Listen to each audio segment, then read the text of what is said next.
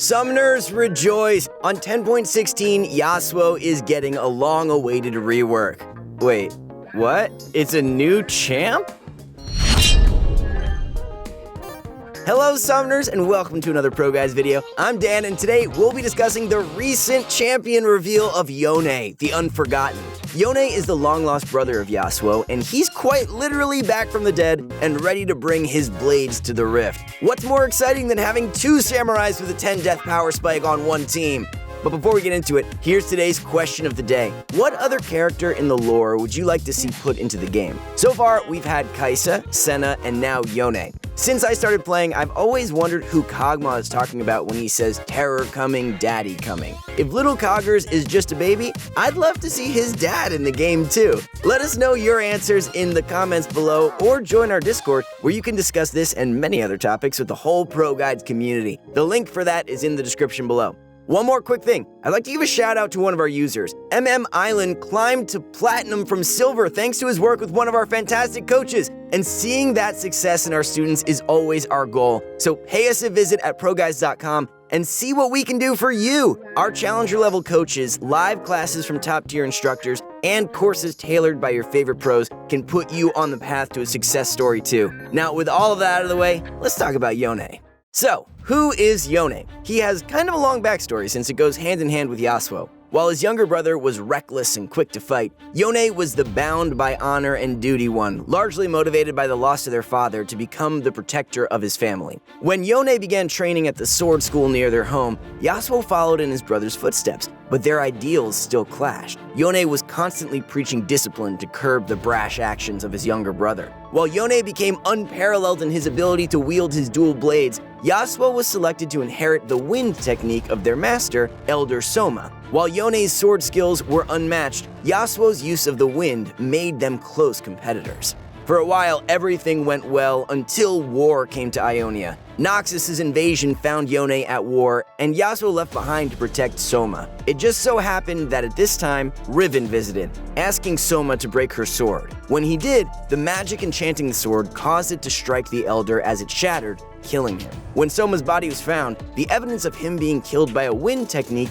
led everyone to blame Yasuo, and he was forced to fight his way out and escaped, becoming a fugitive at large. His former allies hunted him down, forcing him to cut them down each time he was found.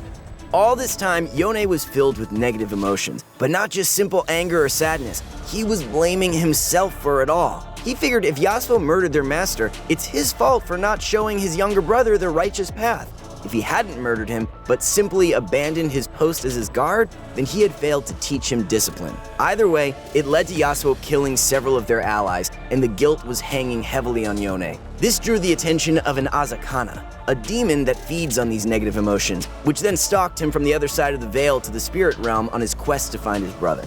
After they met, their duel was decided quickly, with Yasuo striking Yone down, with the younger brother begging for forgiveness as the older died. Yone's arrival in the spirit realm wasn't the normal peace-finding experience that most spirits go through. Instead, the Azakana that had been stalking him attacked, and in a fit of fury, Yone defeated it and awoke back into the mortal realm, with the Azakana now in mask form permanently affixed to his face. Why wasn't he allowed to die normally? Why is the mask attached to his face? In his search for the truth, he discovered that he can seal Azakana into masks by learning their nature and true name. Now he hunts them in a journey to find the name of his own Azakana. Wow, that is a lot of baggage.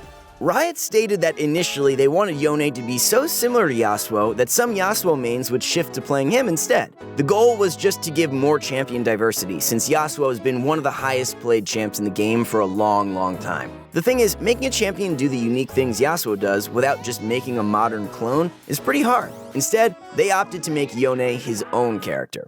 Aside from gameplay, Riot also put a lot of effort into finding a visual design that worked. Initially, all attempts at pre-death Yone resulted in someone who just looked like a new skin for Yasuo, not a new champ. This led them to exploring him at different times in his life, and eventually, after his death. Eventually, they landed on Yone as we see him now. The bandages show he was mortally wounded. He carries around the mask and sword of his Azakana, but he isn't possessed. There is no connection between Yone and his demon, contrasting against something like Cain and Rast. Now that we all know about Yone's background, let's get into the juicy part. What exactly does he do?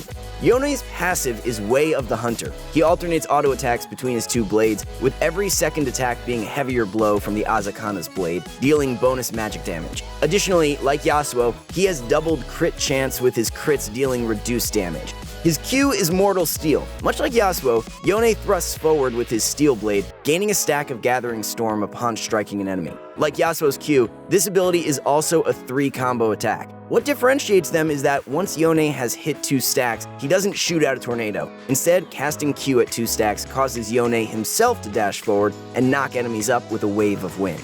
To contrast the quick jabs of his Steel Blade, his W's Spirit Cleave is a sweeping strike that cleaves forward in a huge arc, dealing a chunk of damage based on the target's max HP.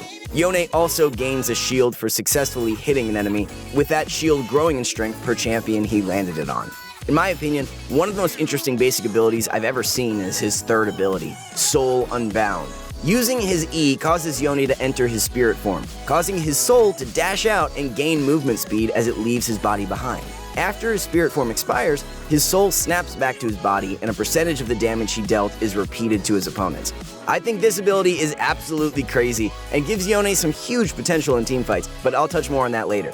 To round things out, his ult is Fate Sealed, and it lives up to its name. He strikes all enemies in a straight line, blinking behind the last enemy hit, knocking all enemies hit airborne and towards him. This ability just has absolutely insane wombo combo potential, as it CCs and pulls all enemies to one centralized location, setting them up for follow-up CC and damage. So, what does this all mean? Riot stated in the Champion roadmap a while back that there would be a masked assassin, but Yone doesn't seem to follow the traditional style of simply bursting down a target while providing little to no utility that most assassins do.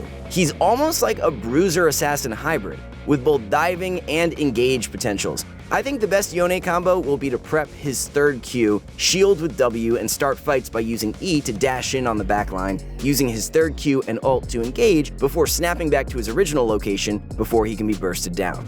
I think it'll be interesting how he gets played in both solo queue and competitive setting. Anytime a champ has both high carry potential and utility, they usually see tons of play at all levels of skill. Think Orianna and Ashe. Only time will tell, but I think a champion with everything in his kit is going to be absolutely busted unless his numbers are just terrible. In which case, after a few buffs, he'll end up at the top anyways. Another thing I'm personally looking forward to is seeing Yone both against and on the same team as Yasuo. Seeing them fight it out would be cool, but seeing them fight together would be legendary. Yone seems like he was designed to complement Yasuo. His ult's knock-up and pull-in can set up even the noobiest of Yasuo players for the perfect ult. As stated in his reveal, Yone shouldn't feel like Yasuo's opposite. Instead, they should feel like missing halves. And since Yasuo is popping off as a bot laner lately, the reality of Yone mid and Yasuo bot on the same team is very doable.